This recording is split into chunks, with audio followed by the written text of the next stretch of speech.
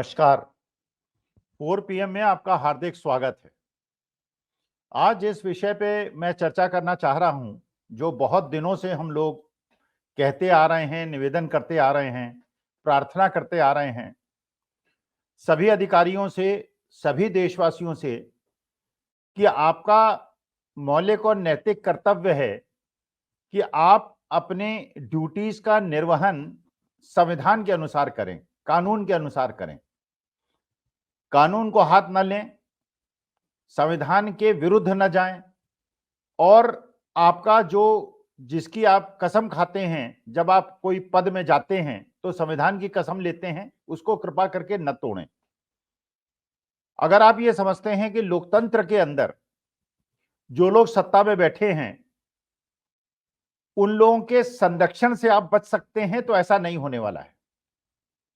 और ये आदिकाल से बात सबके सामने स्पष्ट है कि कानून को तोड़ना उसी प्रकार से है जैसे आग से खिलवाड़ करना और पानी से खिलवाड़ करना। जब आग बढ़ती है तो ये नहीं देखती कौन अपना है कौन पराया है, फिर वो आग जलाती है। वैसे ही पानी का बहाव जब आता है तो बड़े और छोटे दोनों को डुबाता है। और कानून को अगर आप तोड़ेंगे और कानून के अनुसार काम नहीं करेंगे तो आप भी ऐसे दंडित होंगे कि आप झेल नहीं पाएंगे।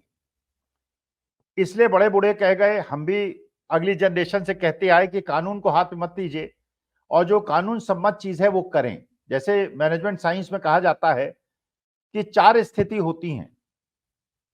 एक चीज होती है जो एथिकल होती है और लीगल होती है। एक होती है जो एथिकल होती है लेकिन इलीगल होती है। एक होती है जो लीगल होती है लेकिन अनएथिकल होती है, और एक होती है जो इलीगल होती है और अनएथिकल होती है। तो हमें आपको सबको यह प्रयास करना चाहिए कि हम वो काम करें जो कि लीगल भी है और एथिकल भी है। लेकिन एथिक्स क्योंकि चेंज होते रहते हैं, समाज समाज में एथिक्स अलग होते हैं। सनातन धर्म में मानते हैं कि नवरात्र के अंदर मांस नहीं खाना चाहिए, मछली नहीं खानी चाहिए। लेकिन कुछ क्षेत्र हिंदुस्तान के अंदर हैं, जैसे मिथिला है, बंगाल है, केरला है, वो हिंदू हैं लेकिन उनके यहां ऐसी कोई बंदिश नहीं है। तो मेरी जो मान्यता है, जो मेरे हिसाब से एथिकल है, वो उनके हिसाब से अनएथिकल होगा, और जो उनके हिसाब से एथिकल होगा वो मेरे हिसाब से अनएथिकल होगा। ये समाज में अलग अलग, समाज में अलग अलग सभ्यताओं, संस्कृति में अलग अलग प्रकार के विवरण हैं एथिक्स के बारे में। लेकिन कोई भी काम किसी को भी ऐसा नहीं करना चाहिए जो कि इलीगल हो, और इस आधार पे तो नहीं करना चाहिए कि राजा ऐसा चाहता है, राजा इससे खुश होगा, क्योंकि ये राजशाही का जमाना नहीं है। राजशाही के जमाने में तो होता था कि राजा चाहते थे, नैतिक अनैतिक नहीं होता था, वहां पे सेंगोल होता था, सिंहासन होता था और जनता नीचे बैठती थी, राजा ऊपर बैठता था, राजा आदेश देता था, सब उसका पालन करते थे। कोई उसमें कानून, गैर कानून और एथिकल और इलीगल की बात नहीं करता था, राजा का आदेश ही अंतिम वाक्य होता था। लेकिन अब देश के अंदर संविधान है, अब देश के अंदर लोकतंत्र है। तो जिस प्रकार के उदाहरण अब आपके सामने आ रहे हैं, उससे पता चल रहा है कि जिन जिन लोगों ने कानून को हाथ में लिया है सत्ता को खुश रखने के लिए, और लोकतंत्र में सत्ता बदलती रहती है क्योंकि जो सर्वोपरि न्यायालय है लोकतंत्र के अंदर वो जनता है। बाकी सुप्रीम कोर्ट, माननीय सुप्रीम कोर्ट के निर्णय शिरोधार्य, वो सबसे ऊपर होते हैं और उसके पार कोई अपील नहीं होती। हाँ, सरकार जरूर अध्यादेश लाकर सुप्रीम कोर्ट के निर्णयों को भी बदल देती है और जो संविधान पीठ भी निर्णय लेता है उसको भी बदल देती है, वो एक अलग मुद्दा है। लेकिन अब लोकतंत्र के अंदर जनता सर्वोपरि है, वही परमेश्वर है, और 2 महीने के बाद इलेक्शन होने वाले हैं। तो ऐसा आभास होने लगा है कि जिन लोगों ने लोकतंत्र को ताक पे रखकर, संविधान को ताक पर रखकर राजा को खुश करने के लिए निर्णय लिए हैं, आज वो खुद परेशान है। आपने नोट किया होगा चंडीगढ़ की घटना को।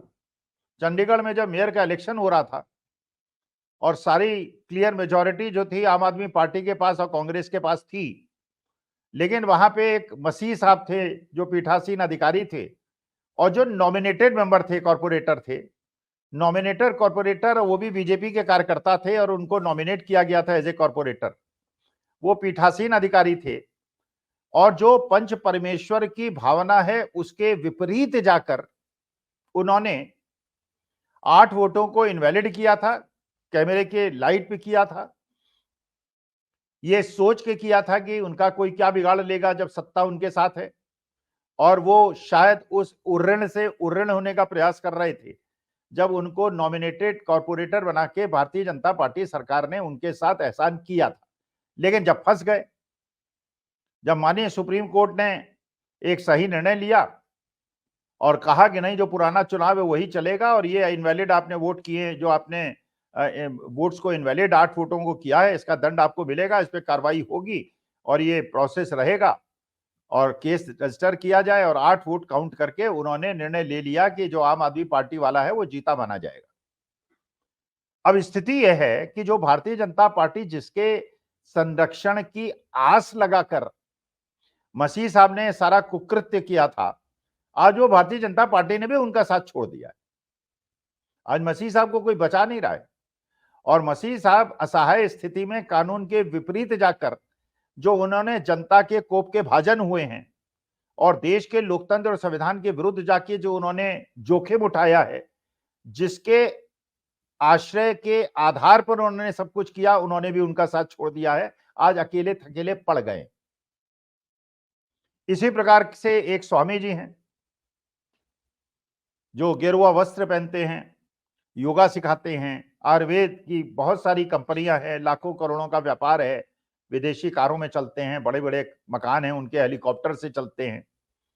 उन्होंने भी इसी दंभ में, ये सरकार का प्रश्रय उनके साथ है, उन्होंने ऐसे मिसलीडिंग विज्ञापन दिए जिसकी सत्यता के बारे में उनको खुद संदेह था, लेकिन विज्ञापन दिए और कहा कि ये कोविड की दवा ढूंढ ली गई है और इसको खाने से कोविड नहीं होगा, लेकिन ये खाने के बाद भी बहुत सारे लोगों को कोविड हुआ। और सरकार के मंत्री भी उनके साथ मौजूद थे प्रेस कॉन्फ्रेंस में, जिससे ये दिखाने का प्रयास हुआ कि सरकार ने भी इसको मान्यता दे दी है। और भ्रामक विज्ञापनों के माध्यम से उन्होंने जनता को मूर्ख बनाया और हजारों लाखों करोड़ों रुपए कमाए। और एक बार जब प्रेस कॉन्फ्रेंस में उनसे पूछा गया, इसी बारे में प्रश्न पूछा गया, तो उन्होंने कहा तुम मेरा क्या पाड़ लोगे? पाड़ लोगे के मतलब तुम मेरा क्या बिगाड़ लोगे, तो मेरा क्या कर लोगे? क्योंकि उनके अंदर यह दंभ था कि जब सर्वशक्तिमान सरकार का संरक्षण उनको प्राप्त है तो उनका कोई क्या बिगाड़ लेगा। लेकिन माननीय सुप्रीम कोर्ट, जिसके ऊपर हिंदुस्तान के लोकतंत्र और संविधान को बचाने का उत्तरदायित्व है, उन्होंने अपने कर्तव्यों का निर्वहन करते हुए 2 बार रामदेव की क्षमा याचना को अस्वीकार किया और कहा कि आप पे केस चलेगा और आप दंड भुगतने के लिए तैयार रहिए। इसका मतलब यह है, जो एक मैसेज जा रहा है पूरी सोसाइटी के अंदर, कि अगर मसीह साहब भी लोकतंत्र के अंदर और संवैधानिक व्यवस्थाओं के अंदर जो सरकार में बैठी लोग हैं, उनके संरक्षण के बावजूद आज कोर्ट के उनके यहां प्रोसेस होगा केस और उनको ट्रायल में रहना पड़ेगा और जवाब देना पड़ेगा। इसका मतलब यह है कि जो बाकी संस्थाओं को कितना भी अधीन बना लिया गया हो, चुनाव आयोग, जो कि अरुण गोविल साहब मेरठ के अंदर भगवान श्री राम की मूर्ति लगाकर फोटो लगा के घूम रहे हैं क्योंकि वो रामायण सीरियल में राम बने थे, लेकिन चुनाव आयोग कुछ नहीं कर रहा है। जब माननीय मोदी जी कह रहे हैं कि कांग्रेस का घोषणा पत्र मुस्लिम लीग का घोषणा पत्र है, चुनाव आयोग कुछ नहीं कर रहा है। और विपक्षी दल के लोग अगर छोटी सी भी बात किसी कैंडिडेट पे राजनीतिक टिप्पणी भी कर देते हैं तो उन्हें शो कॉज नोटिस दे देता है। तमिलनाडु के अंदर 5 करोड़ के साथ बीजेपी के कार्यकर्ता पकड़े जाते हैं, कार्रवाई नहीं होती, लेकिन अगर अपोजिशन वालों के पास थोड़े भी पैसे मिलते हैं तो उनको तुरंत। और ये केरला हाईकोर्ट ने भी एक टिप्पणी की कि इलेक्शन के जस्ट पहले जो भी कैंडिडेट बनता है उसके खिलाफ कार्रवाई शुरू कर उसको सम्मन भेजकर ये मजबूर करना कि वो इलेक्शन में कैंपेनिंग न कर पाए, ये लोकतंत्र में बहुत ज्यादा अनुचित है। इसका मतलब यह है कि बाकी जितने संस्थान हैं जिसमें एक्सटेंशन में बैठे हुए लोग हैं, उनको अगर छोड़ दिया जाए तो न्यायालय आज की तारीख में और सर्वोच्च न्यायालय विशेष तौर पर और माननीय चंद्रचूड़ साहब विशेष तौर पर और बाकी भी जो उनके जजेस महोदय हैं, वो अपने संविधान को बचाने के लिए बार बार आगे आ रहे हैं। चुनावी बॉन्ड में उन्होंने पट्टी खोल के रख दी स्टेट बैंक ऑफ इंडिया की, सारा पर्दाफाश कर दिया। पीएम केयर फंड पे भी ऐसे ही होगा, वीवीपैट पे भी ऐसे ही होगा। और रामदेव को जिस प्रकार उन्होंने फटकार लगाई और उन्होंने कहा कि ये विलफुल है डिफॉल्टर और इन पे कार्रवाई होनी चाहिए, इन पे कानूनी प्रक्रिया चालू रहे, ट्रायल हो। अब मेरा निवेदन है उन अधिकारियों से, उन सरकारी अधिकारियों से, उन संवैधानिक पदों पे बैठे हुए लोगों से, चाहे वो ईडी के लोग हों, चाहे सीबीआई के लोग हों, चाहे इनकम टैक्स के लोग हों, चाहे चुनाव आयोग के लोग हों, कि जिनका ये कर्तव्य है कि संविधान के अनुसार जिसकी शपथ लेकर उन्होंने पदों का भार लिया है, या राज्यपाल महोदय या लेफ्टिनेंट गवर्नर महोदय, कृपा करके संविधान के प्रति अपने कर्तव्यों का निर्वहन करें। और जो सत्ता में बैठे हुए लोग हैं, अगर उनकी बातें आंखें मूंद कर आप मानेंगे तो आपका भी वही हाल होगा जो चंडीगढ़ में मसीह साहब का हुआ और आज स्वामी रामदेव का हो रहा है। क्योंकि कानून के सामने जो कानून का काम है संविधान की रक्षा करना और देश में लोकतंत्र को कायम करना, वो उतारू है कि वो करेगा। जो जनता की अपेक्षाएं माननीय कोर्ट से हैं, उनका जनता का सम्मान करेगा, जनता की बात को दृष्टिगोचर करते हुए करेगा। और उसके बाद ऐसे लोग जो कि राजा को खुश करने के चक्कर में अनैतिक काम कर रहे हैं, गैर कानूनी काम कर रहे हैं, असंवैधानिक काम कर रहे हैं, उनको मेरा निवेदन है कि वो सचेत हो जाएं। क्योंकि जिस प्रकार के संकेत पूरे हिंदुस्तान से मिल रहे हैं, और अब तो ये नारा लग रहा है कि साउथ में साफ और नॉर्थ में हाफ। ओपी राजभर साहब, अनिल राजभर साहब घोसी छोड़कर भाग गए हैं। अनिल राजभर दिल्ली आ गए हैं, ओपी राजभर लखनऊ चले गए हैं। लगता है वो घोसी की सीट से लड़ने के लिए तैयार नहीं। बरेली के अंदर जो आपको पता ही है किस प्रकार की घटना घटी, संतोष गंगवार साहब जो निवृत्तमान सांसद हैं, उन्हें बीच बचाव करना पड़ा। हरियाणा के अंदर किसान भारतीय जनता पार्टी के नेताओं को गांव में नहीं घुसने दे रहे हैं, कह रहे हैं कि तुमने दिल्ली नहीं आने दिया, हम तुमको गांव में नहीं आने देंगे। और यही हाल वेस्टर्न यूपी में है, राजस्थान में है, महाराष्ट्र में है, पूरे देश में है। तो इस सरकारी अधिकारियों को यह समझना चाहिए, मेरा उनसे निवेदन है कि समझे कि अगर जो आज राजा है, जो लोकतांत्रिक रूप से चुनाव हुआ व्यक्ति है, वो 2024 जून के बाद हो सकता है सत्ता में ना रहे। लेकिन अगर आप कानून तोड़ेंगे, अगर आप कानून का हनन करेंगे, अगर आप संविधान के विरुद्ध जाएंगे, तो उसके बाद भी आपको बचाने कोई नहीं आएगा। क्योंकि उस समय वो लोग खुद अपने को बचाने में लगे होंगे जिनसे आप आशा करते हैं कि वो आपको बचाएंगे। और उसके बाद हो सकता है कुछ लोग विदेश भी चले जाएं, देश छोड़ के भाग जाएं। लेकिन आप नहीं भाग पाएंगे क्योंकि आपके परिवार यहां हैं, आप बड़े बड़े पदों पे हैं, आपका पति और आपके बच्चे यहां पर हैं। आप भाग नहीं पाएंगे तो आपको दंड भुगतना पड़ेगा। इसलिए मेरा आपसे निवेदन है, सभी सरकारी अधिकारियों से, संवैधानिक पदों पे बैठे हुए लोगों से, जिनको भी कोई जिम्मेदारी मिली है, चाहे आप अध्यापक हों, चाहे आप वकील हों, चाहे आप जज हों, या चुनाव आयोग में हों, या ईडी में हों, या सीबीआई में हों, या इनकम टैक्स पे हों, कि कानून से मत खेलिए, गैर कानूनी काम मत कीजिए, असंवैधानिक काम मत कीजिए। राजा बदल जाएगा और उसके बाद आप झेलेंगे।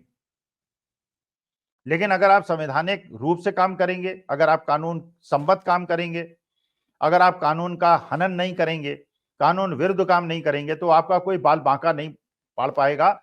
चाहे आप बीजेपी की सरकार रहे, चाहे इंडिया की सरकार रहे, कोई भी आए, कोई भी जाए, लेकिन कानून के विरुद्ध जिस प्रकार अपने बच्चों को हम सिखाते हैं, अपने शिष्यों को सिखाते हैं कि कानून मत तोड़ना, क्योंकि अगर कानून तोड़ोगे और फंसोगे तो हम भी नहीं बचा पाएंगे, कोई नहीं बचा पाएगा। तो इन अधिकारियों को, जो बड़े बुद्धिमान हैं, बड़े बड़े पदों पे आसीन हैं, डीसी हैं, कमिश्नर्स हैं, सेक्रेटरी हैं, चीफ सेक्रेटरी हैं, पुलिस में डीजी हैं, एडीजी हैं, एसएसपी हैं, चुनाव आयोग में आयुक्त हैं, इन लोग तो हमसे ज्यादा बुद्धिमान हैं। इनको ये समझना चाहिए कि इस प्रकार से जब ये फायरिंग लाइन में आएंगे, वो पॉलिटिशियंस तो गायब हो जाएंगे, आपको बचाएंगे भी नहीं और आपसे अपने संबंधों को स्वीकार भी नहीं करेंगे। वो तो मौके का आदेश देते हैं, फाइल पे तो दस्तखत आप करते हैं। तो कृपा करके कानून के विरुद्ध मत जाइए, लोकतंत्र के विरुद्ध मत जाइए, संविधान के विरुद्ध मत जाइए। और जो मसीह साहब के साथ चंडीगढ़ में हो रहा है और जो रामदेव जी के साथ आज सुप्रीम कोर्ट ने किया है, वैसी अगर घटनाओं से अपने को बचाना चाहते हैं तो देश की जनता के साथ खड़े होइए, देश के संविधान के साथ खड़े हुए इनकम और जो लोकतंत्र है उसको बचाने में अपना मदद कीजिए, उसके संरक्षण में अपनी मदद कीजिए, वरना बाद में दोष मत दीजिएगा। और ये मत कहिएगा प्रोफेसर स्वामी आपने नहीं बताया। प्रोफेसर स्वामी ने आपको आगाह कर दिया, आपसे निवेदन कर दिया, आपसे हाथ जोड़ के प्रार्थना कर दी। देश के संविधान को बचाने के लिए, देश के लोकतंत्र को बचाने के लिए आपसे अपेक्षा है कानून के साथ खड़े होइए, और नहीं खड़े होंगे तो आप जाने, आपका काम जाने। यही निवेदन के साथ मैं आपसे प्रतिक्रिया जानना चाहता हूं, आप क्या इस विषय पे सोचते हैं और क्या आपके घर में जो अधिकारी हैं, जो सरकारी और संवैधानिक पदों में बैठे हैं, क्या आप उनसे कहेंगे? महिलाएं अपने पतियों से कहेंगे, पतियां जो हैं अपने पत्नियों से कहेंगी, अपने बच्चों से कहेंगे कि भगवान ने आपको ऊंची पोस्ट दी है, संवैधानिक पद दिए हैं, लेकिन संविधान के विरुद्ध मत जाइए, कानून के विरुद्ध मत जाइए, वरना इतिहास आपको माफ नहीं करेगा। नमस्कार, बहुत बहुत धन्यवाद।